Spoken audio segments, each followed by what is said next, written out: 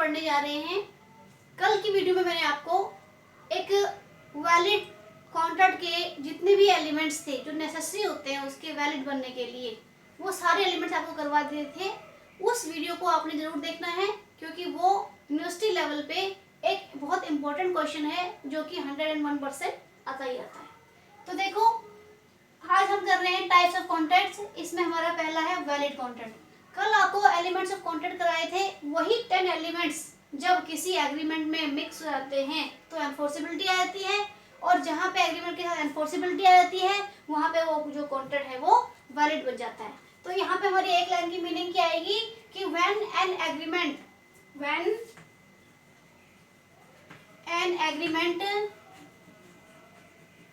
when an agreement satisfies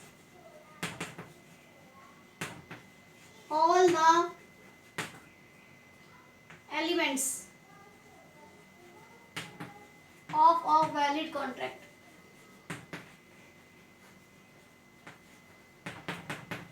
it becomes a valid contract। तब ये एक वैलिड कॉन्ट्रैक्ट बनेगा। इट मीन्स इसमें लॉफुल ऑफर होना चाहिए, लॉफुल एक्सेप्टेंस होनी चाहिए, लॉफुल कॉन्सिडरेशन होना चाहिए, लॉफुल ऑब्जेक्ट होना चाहिए, एंड कैपेसिटीज ऑफ पार्टीज होनी चाहिए, और जितने भी अदर एलिमेंट्स हैं वो सारे इसमें होने चाहिए। तभी ये जो हमारा कॉन्ट्रैक्ट है, ठीक है बेटा, तो ये एक वैलिड कॉन्ट्रैक्ट बन जाता है। सारे एलिमेंट्स कंप्लीट होंगे तभी। एग्जांपल हम ले लेते हैं कि एक्स ने वाई को अपनी कार बेची फॉर 1 लाख रुपीज में। 1 लाख रुपीज यहाँ पे कॉन्सिडरेशन हो जाएगा। कॉन्सिडरेशन भी हमारा लॉफुल है, ऑब्जेक्ट भी हमारा लॉफुल है, मतलब जो एक्ट हो रहा है वो भी लॉफुल है, लॉ के खिलाफ नहीं जा रहा है। और जो दोनों पार्टीज हैं एक्स एंड वाई, वो दोनों ही माइनर नहीं है, मेजर हैं, यानी 18 ईयर से अबव हैं। उनके जो माइंड है वो साउंड है, और उन्होंने स्टैंपिंग वगैरह सारी फॉर्मेलिटीज कंप्लीट कर ली हैं, इसलिए वो जो है वैलिड कॉन्ट्रैक्ट बन जाता है। ठीक है बेटा। तो सेकंड हमारा है void contract. Void contract valid contract से जस्ट अपोजिट होता है। क्यों? क्योंकि वैलिड कॉन्ट्रैक्ट ने अपनी सारी वैलिडिटी वाली जितनी भी एलिमेंट्स हैं वो कंप्लीट कर ली हैं, सारी कंडीशन कंप्लीट कर ली, इसलिए वो एक वैलिड कॉन्ट्रैक्ट बन चुका है। बट जो हमारा वॉइड कॉन्ट्रैक्ट है वो स्टार्टिंग में जब वो कॉन्ट्रैक्ट स्टार्ट हो रहा था उस टाइम पे तो वो कॉन्ट्रैक्ट जो था, एग्रीमेंट जो था, वो उस टाइम पे तो वैलिड था, but due to some circumstances ये जो हमारा कॉन्ट्रैक्ट है ये अब परफॉर्म हो तो रहा है लेकिन वो वॉइड हो जा रहा है। क्यों? क्योंकि उसमें से वो जो 10 एलिमेंट्स में से कोई भी एक पॉइंट है वो कंप्लीट नहीं हो रहा है। ठीक है बेटा। तो देखो वॉइड कॉन्ट्रैक्ट्स कौन से होते हैं। अ void contract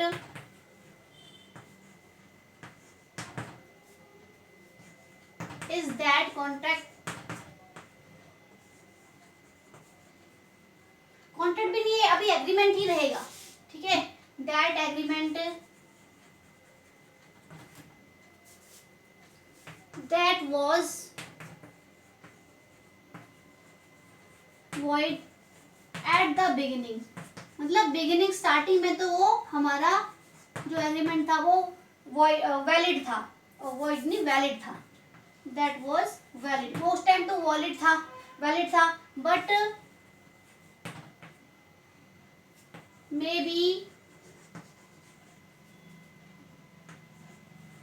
void at the time of performance, its performance।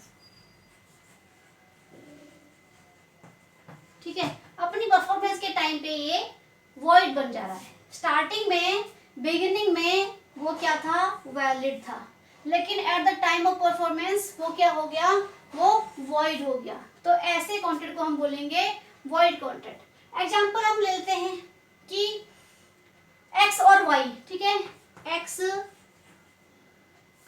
Offer y to sell off भी नहीं करते हम, टू बिजनेस करते हैं। ठीक है, to business of polythenes. Polythene का एग्जांपल बहुत यहाँ पे बढ़िया रहेगा। पॉलीथीन बैग्स, ठीक है, एट 2018 स्टार्टिंग हो गई यहाँ पे 2018 में। बट आज की डेट में जब हमारी पॉलीथीन सिंगल यूज पॉलीथीन जो है हमारे बंद हो चुके हैं, बट एट टुडे यानी कि एट 2022, ठीक है, जब हमारी पॉलीथीन बैग्स बंद हो चुकी हैं at 2022, this agreement become void, ठीक है, क्योंकि अगर ऐसा कोई बिजनेस कर भी लेते हैं जिसमें पॉलीथीन इंक्लूड्स हैं, तो वो हमारा जो एग्रीमेंट है वो बिकम्स वॉइड, तो वो वॉइड बन जाएगा, ठीक है। आई होप कि आपको सारा समझ में आ चुका होगा। वैलिड कॉन्ट्रैक्ट कब होता है? जब वो सारी की सारी नेसेसरी एलिमेंट को सेटिस्फाई करता है। और वॉइड कब होगा? वॉइड स्टार्टिंग पॉइंट से वॉइड नहीं होता है, स्टार्टिंग पॉइंट में वो वैलिड होता है। जैसे इसका एग्जांपल है कि 2018 में पॉलीथीन बैग जो थे हमारे वो वॉइड नहीं थे, वैलिड थे, और लॉ से वो उनको पूरी परमिशन मिली हुई थी। लेकिन आज की डेट में ये जो इनके बीच का एग्रीमेंट है ये वॉइड हो जाता है, ठीक है। तो आप ऐसा करो कि एक स्क्रीनशॉट ले लो यहाँ पे से, फिर आगे कंटिन्यू करती हूँ। हाँ जी, थर्ड पॉइंट है हमारा वॉइडेबल कॉन्ट्रैक्ट, और ये एग्जाम में बहुत आता है, मोस्ट इम्पोर्टेंट। इसको स्टार लगा लो सारे बच्चे कि ये जो हमारा कॉन्ट्रैक्ट है ये वॉइडेबल कॉन्ट्रैक्ट है, यानी कि ना तो ये वॉइड है ना ये वैलिड है, यानी ये वैलिड और वॉइड के बीच में है, ठीक है। अब वो कैसे है देखो कि जैसे अब एग्जांपल देते हैं कि ए है, ए ने बी से कहा कि मैं आपको अपनी जो कार है वो सेल कर रहा हूँ, कितने में? 5 लाख रुपीस में, ठीक है।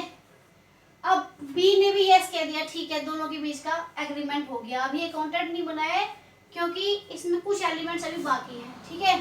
तो ए ने अपनी कार इसको परचेस कर दी, परचेस का मतलब दे दी, ठीक है बेटा। तो उसने अपनी कार उसको सेल कर दी, ए ने अपनी कार इसके घर पहुंचा दी, ठीक है, इसकी कार इसके घर पहुंच गई। लेकिन बी ने अभी तक अपना प्रॉमिस कंप्लीट नहीं किया है, उसने इसको 5 लाख रुपए नहीं दिए हैं, यानी कि ये तो इसने अपना प्रॉमिस कंप्लीट कर दिया, लेकिन इसने अपना प्रॉमिस अभी तक कंप्लीट नहीं किया है। तो इसकी ऑप्शन से यानी इसकी तरफ से तो ये जो कॉन्ट्रैक्ट है ये वैलिड हो चुका है, लेकिन अभी इसके ऊपर बात है कि ये अपने कॉन्ट्रैक्ट को कंप्लीट करता है कि नहीं करता है। अगर ये कंप्लीट करता है तो ये जो हमारा कॉन्ट्रैक्ट है ये वैलिड माना जाएगा। अगर ये अपना प्रॉमिस कंप्लीट नहीं करता है तो ये इसके ऑप्शन से वॉइड हो जाएगा। मेरी बात समझ गए? एग्जांपल में देखो, तो उसके बाद देखो हम इसका एग्जांपल क्या दे सकते हैं। तो जब तक ये कॉन्ट्रैक्ट नहीं बनता है तब तक ये एग्रीमेंट रहेगा। तो हम स्टार्टिंग एग्रीमेंट से करेंगे। व्हेन एन एग्रीमेंट, जब एक एग्रीमेंट, ठीक है, इज वैलिड, ठीक है, is valid at the option of one party, एक पार्टी की तरफ से तो वो वैलिड हो गया, बट नॉट द ऑप्शन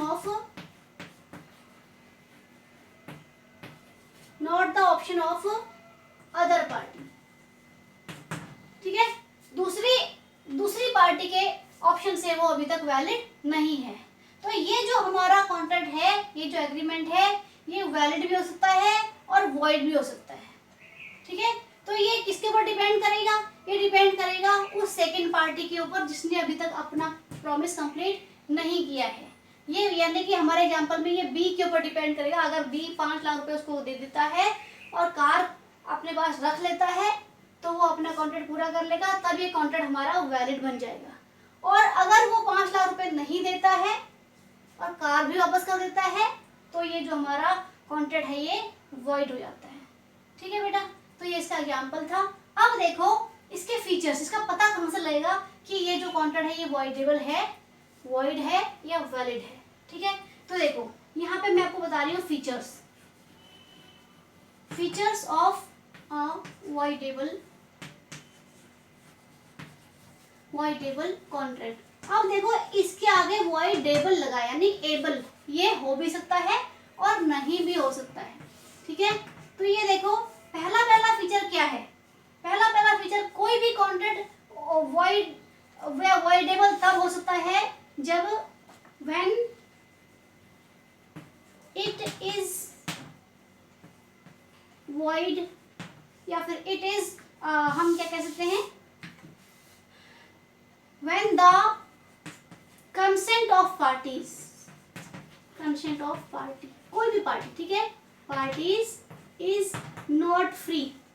कल एक ऑप्शन था, एक एलिमेंट था फ्री कंसेंट ऑफ पार्टीज। तो जब पार्टीज, दोनों पार्टी में से किसी एक पार्टी की जो कंसेंट है यानी जो रजामंदी ली गई है, जो एक्सेप्टेंस ली गई है, अगर वो फ्री नहीं है, free from coercion, free from under influence और अदर थे, मिस्टेक हो गई थी उसमें बाय मिस्टेक, या फिर मिसरिप्रेजेंटेशन था, ऐसे 4-5 पॉइंट्स हैं इसमें, वो मैं आपको इस टॉपिक पे आने में बताऊंगी, ठीक है। तो जब पार्टीज की कंसेंट ही फ्री नहीं है तो वो हमारा कॉन्ट्रैक्ट वॉइडेबल है। अगर पार्टीज ये एक्सेप्ट कर लेती है कि हाँ भी हमारी जो कंसेंट है वो फ्री है, तब वो हमारा कॉन्ट्रैक्ट वैलिड माना जाएगा। अगर पार्टीज ये ब्लेम करती हैं कि हमारी जो कंसेंट ली गई है वो फ्री फ्रॉम कोर्शन या फ्री फ्रॉम अंडर इन्फ्लुएंस या मिसरिप्रेजेंटेशन या मिस्टेक, किसी भी कारण से वो फ्री नहीं है, तब हमारा जो कॉन्ट्रैक्ट है वो वॉइड माना जाएगा। तो ये पार्टीज के ऊपर डिपेंड करेगा कि वो इसको क्या सेट करती है। सेकंड पॉइंट है when the agreement is void ab initio। एक वर्ड आएगा बार बार, ab initio। ab initio मतलब क्या होता है, starting point, from the starting point. ab initio का मतलब होता है स्टार्टिंग पॉइंट, कि जब कोई एग्रीमेंट स्टार्टिंग पॉइंट से ही ab initio, स्टार्टिंग पॉइंट से ही void हो। और void कब होगा वो हम एग्जांपल ले लेते हैं कि X make an agreement with Z who is under the age of 18, जो 18 ईयर से छोटा है, इट मीन्स वो माइनर है। तो माइनर के साथ जब कोई एग्रीमेंट किया जाता है तो वो स्टार्टिंग पॉइंट से ही वॉइड होता है, ठीक है। तो दोनों के बीच में जब एग्रीमेंट हुआ है उस टाइम पे वो 18 ईयर का है, लेकिन जब परफॉर्मेंस पूरा हो रहा है और उस टाइम पे जो हमारा जेड है वो 18 ईयर एज कंप्लीट कर रहा है, 18 से ऊपर हो जा रहा है, उस केस में जो हमारा एग्रीमेंट है वो वैलिड माना जाएगा, ठीक है।